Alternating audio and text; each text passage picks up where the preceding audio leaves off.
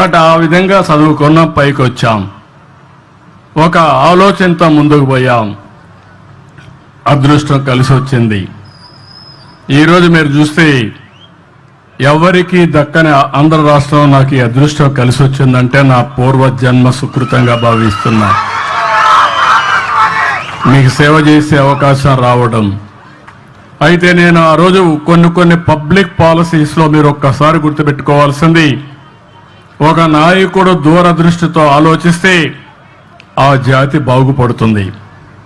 ఒక నాయకుడు విధ్వంసంతో అసదృష్టితో ఆలోచిస్తే ఆ రాష్ట్రం సర్వనాశనం అయిపోతుంది. అందుకే నేను 25 సంవత్సరాల కంటే ముందు ఇదే మార్గ మీటింగులో చెప్పేవాడిని. ఆ రోజు 2 విషయాలు ఎక్కువ మాట్లాడేవాడిని. ఒకటి కుటుంబ నియంత్రణ అని చెప్పేవాడిని.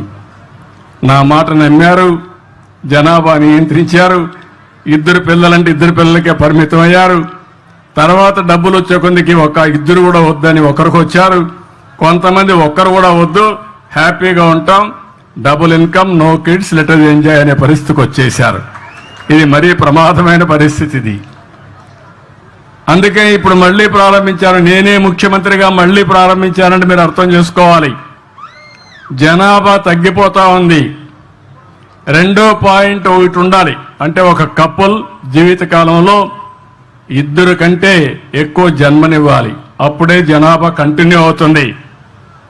అంటే 2 వరకు చనిపోతూ ఉంటారు. కానీ ఈరోజు వచ్చింది ఆంధ్ర రాష్ట్రం 1.5, 1.6కు పడిపోయాం. దీనివల్ల జనాభా తగ్గే పరిస్థితి వస్తూ ఉంది. మీ ఊర్లో రేపు రాబోయే రోజు 2035కి జనాభా పెరగదు, ఇదే మరిగా తగ్గిపోతుంది. కడాన పిల్లలు ఉండరు ఊర్లో, అంత ముసలోళ్ళే ఉంటారు. తర్వాత ఊర్లే ఉండవు, అందరూ చనిపోతే ఊరే ఉంటుంది, వేరే ఊరే అయిపోతుంది. అలాంటి పరిస్థితి రాకూడదని నేను ఆలోచిస్తున్నా. ఎప్పటికీ చరిత్రలో ముప్పాళ్ళ గ్రామం ఉండాలంటే మీరందరూ కూడా జనాభా నియంత్రణ చేసుకుంటే తప్ప సాధ్యం కాదని చెప్పి నేను మీకు తెలియజేస్తున్నా. ఒకప్పుడు మనం చూసేవాళ్ళం, ఎవరికైనా పిల్లలు లేకపోతే ఆ మహిళని కొంచెం చిన్న చూపు చూసేవారు, భార్యాభర్తలిద్దరు కూడా చిన్న చూపు చూసేవాళ్ళు. అప్పుడు కంపల్సరీగా ప్రతి ఒక్కరూ హాస్పిటల్ కూడా వెళ్ళి టెస్ట్ చేసుకొని పిల్లలు కనే వరకు ప్రయత్నాలు చేసిన సందర్భాలు ఉన్నాయి. ఈ విషయాలు మీరు గుర్తుపెట్టుకోవాలి. అది మనం చేయాల్సిన బాధ్యత మన మీద ఉంది. 2వ విషయం, ఆ రోజు నేను ఐటీ గురించి మాట్లాడాను. ఈరోజు మిమ్మల్ని అందరం చూస్తే నేను గర్వపడుతున్నా. ఎన్నో ఏళ్లు కాదు, 25 సంవత్సరాలు కళ్ళు మూసుకుంటే అయిపోయింది. 25 సంవత్సరాలు హైదరాబాద్ని మీరు చూస్తే ఏ విధంగా ఉందో మీరు చూశారు. హైదరాబాద్ అది ఆ రోజు నేను చూపించినటువంటి చొరవ, నా విజన్ అది. తెలుగు జాతికి ఒక మహానగరం ఉండాలి, ఉపాధి కల్పించాలని ముందుకు పోయాం, చేశాం. కానీ అదే సమయంలో తెలుగు వారిని ప్రపంచం మొత్తం ప్రమోట్ చేశాం ఐటీలో. ఈరోజు అమెరికాలో కానీ ఆస్ట్రేలియాలో కానీ ప్రపంచంలో అంతా కూడా తెలుగువారే నెంబర్ 1 తలసరి ఆదాయం. అమెరికాలో ఉండే అమెరికన్స్ కాదు, ఇంగ్లాండ్లో ఉండే బ్రిటిష్ వాళ్ళు కాదు, ఏ దేశం వెళ్ళినా తెలుగు వాళ్లే ఎక్కువ తలసరి ఆదాయం. దీంతో సమానంగా భారతీయులు ఉండే పరిస్థితికి వచ్చింది. అంటే మీరు గుర్తుపెట్టుకోవాల్సిన ఒకటి, తెలివితేటలున్నాయి. ఇప్పుడే నేను రెసిడెన్షియల్ స్కూల్స్కి వెళ్ళాను. 9 మంది పిల్లలు నూతన ఆవిష్కరణలు చూపించారు నాకు వాళ్ళు. హైడ్రాలిక్ లిఫ్ట్ ఎట్టుంటుంది, లేకపోతే మొబిలిటీ ఏ విధంగా తీసుకోవాలి, ఆటోమేటిక్ మొబిలిటీ ఎటు తీసుకోవాలి, అదేవిధంగా మిర్రర్ రిఫ్లెక్షన్స్ ఎట్టుంటాయి, ఇవన్నీ కూడా నూతనమైన ఆవిష్కరణలు చూపించారు. పిల్లలు ఏ విధంగా ఉన్నారంటే మట్టిలో పుట్టిన మాణిక్యాలు మన పిల్లలు.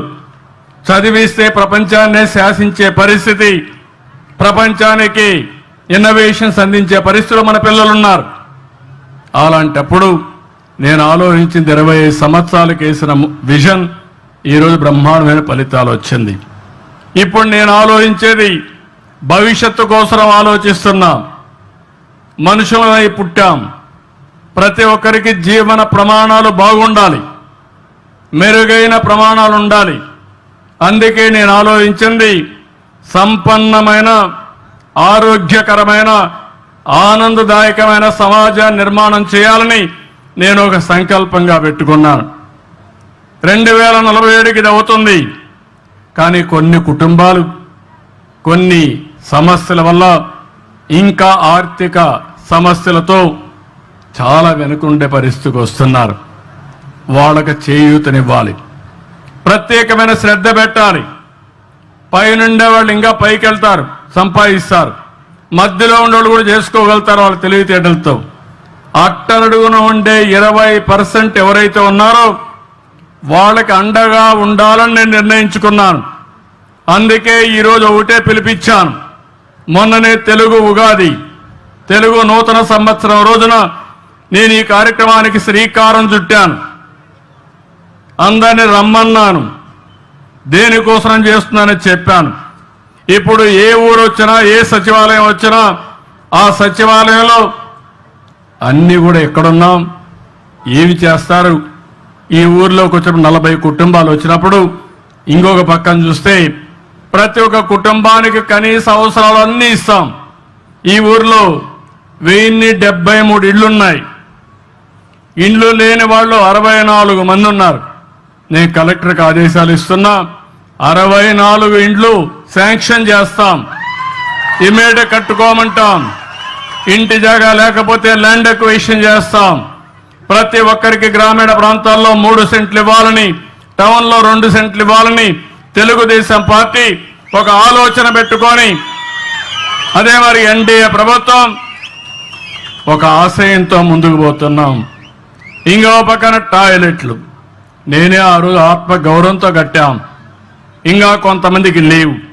1061 మందికి ఉన్నాయి, 11 మందికి లేవు.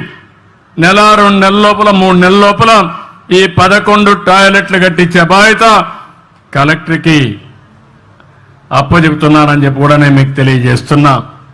ట్యాప్ వాటర్ ప్రతి ఒక్క ఇంటికి